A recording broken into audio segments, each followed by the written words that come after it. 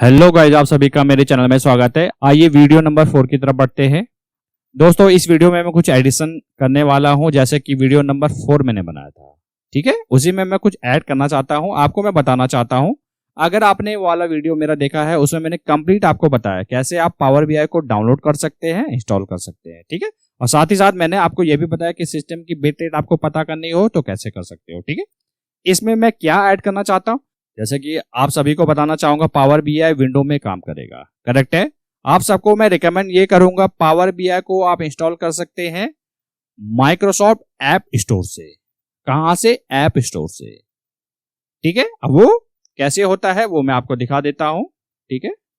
एक काम करता हूं, मैं सर्च पे जाता हूं, यहां पर मैं लिखता हूं, ये देखिएगा, आप देखिएगा माइक्रोसॉफ्ट स्टोर आ रहा है, ठीक है। इस पे आप क्लिक कर दीजिएगा, ठीक है।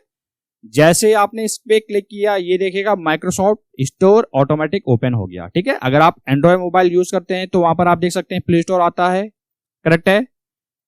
आईओएस के लिए डिफरेंट होता है, और लैपटॉप या सिस्टम यूज करते हैं वहां पर माइक्रोसॉफ्ट स्टोर होता है, ठीक है। सिंपल, आपने यहां जाना है, यहां पर आपने लिखना है,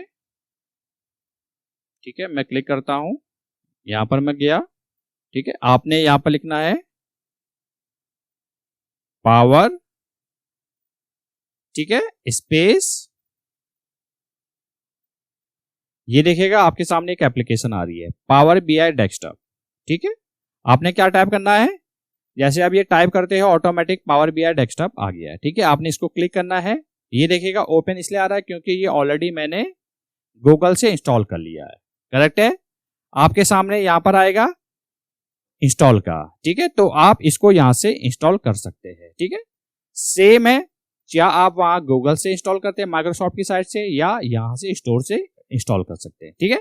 तो इस वीडियो का ऑब्जेक्टिव यही था बनाने का, कि अगर आप पावर बीआई को इंस्टॉल करना चाहते हैं, डाउनलोड करना चाहते हैं, तो आप स्टोर से कर सकते हैं। इससे ये फायदा होगा, जब भी कोई नई अपडेट आती है, ऑटोमेटिक विंडो जो है वो ऑटोमेटिक अपडेट कर देगा, करेक्ट है।